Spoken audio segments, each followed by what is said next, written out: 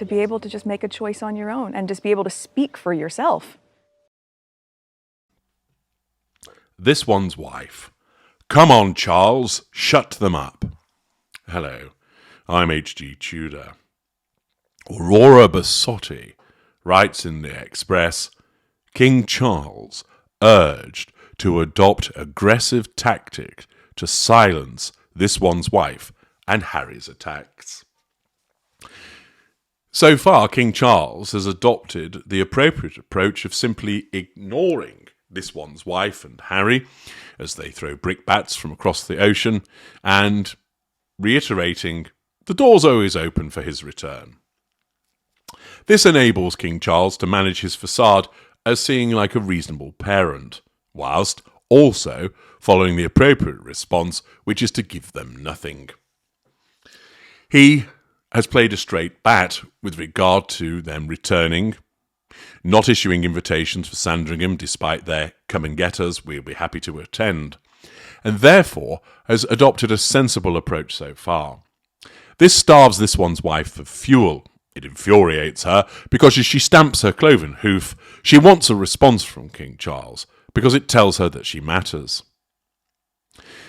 The article explains that King Charles has been urged to respond more vigorously to this one's wife and Prince Harry's allegations to stop them from attacking the institution of the crown further.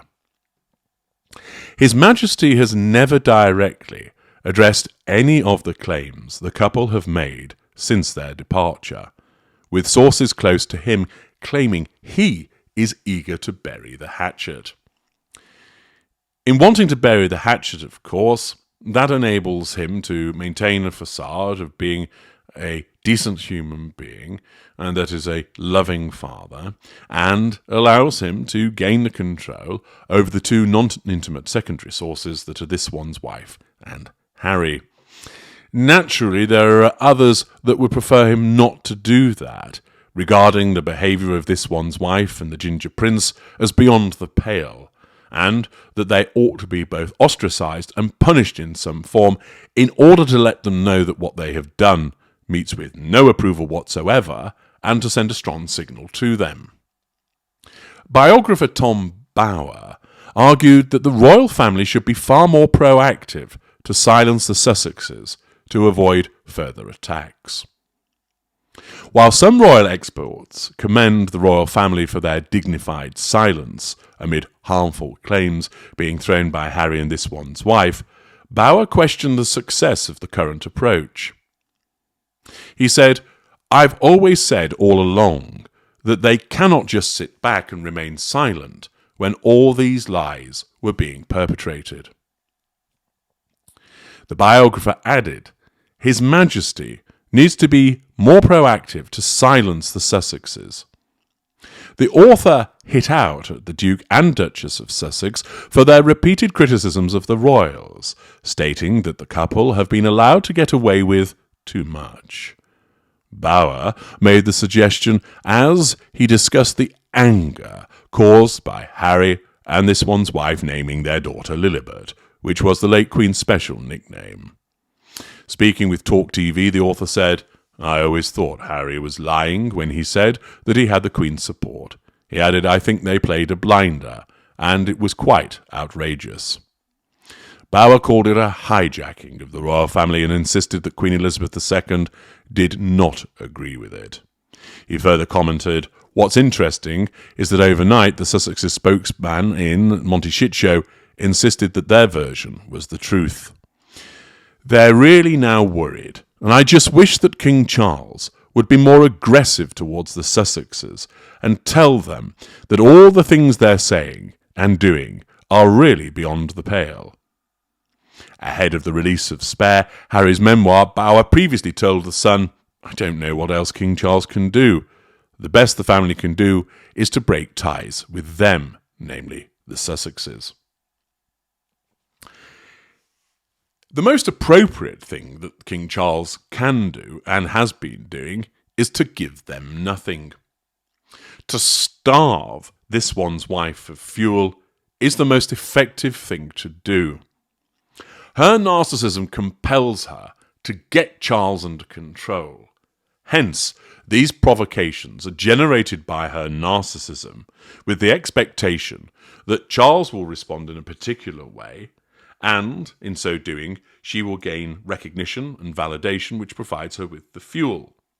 There's also the fact that there may well be residual benefits in terms of continuing their relationship with the royal family, thereby leveraging that for more shows, programs and podcasts, and even seeking financial assistance from the king directly, given the rumoured financial hardships or expected financial hardships the gruesome twosome are experiencing. The fact is, it is in the interests of this one's wife to assert control over King Charles for the reasons that I have explained, and it's also in his interest to not respond to her. That gets to her more than anything else. If he were to respond with some form of statement, either publicly or directly in a letter to this one's wife, all he's doing is giving her with fuel, and therefore she's winning. Even if he criticises her, it's still fuel. She's getting a response, and it isn't going to cause her to issue a mea culpa, mea maxima culpa, and say, do you know what, Chuck, you're absolutely right. We've been ever so naughty and horrible. I'm terribly sorry. We won't do it ever again. Instead, given the indignation that she experiences as a consequence of her perceived treatment at the hands of the royal family, what she would do instead would be to respond by saying, have you seen this, Harry? Your father's at it again, criticising me, criticising us. No wonder we left. No wonder there's no chance of a reconciliation with that kind of attitude. And all that would happen would be that Charles's stated aim of some kind of reconciliation would not take place, and he would give her fuel. Yes, there are many people who want King Charles to stick it to the gruesome twosome. But you have to remember that because she's a narcissist, she wants the fight. She wants the response. Not giving her that, although it is not the spectacle that many people would prefer, what it does amount to is really getting to her. Many people, driven by their emotional thinking, think that it is appropriate to tear a strip off the narcissist, and that wounds the narcissist. It doesn't. All you're doing is giving lashings of fuel to the narcissist, increasing your own emotional thinking by continuing the interaction, and ultimately, you don't resolve anything. And remember, the narcissist is set up to address conflict. You invariably are not. Now, for Charles, he doesn't experience the emotional thinking, since he's a narcissist himself.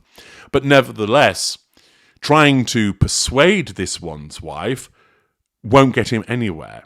Aggressive action may well satisfy members of the public, but it will give her fuel. What he's better off doing is taking things away from them, because that will wound. And in conjunction with the government, if he was able to remove the relevant titles and basically completely ostracize them to say, you are now never going to have anything to do with us anymore, that would be an aggressive move that would really wound this one's wife. I'm H.D. Tudor. Thank you for listening.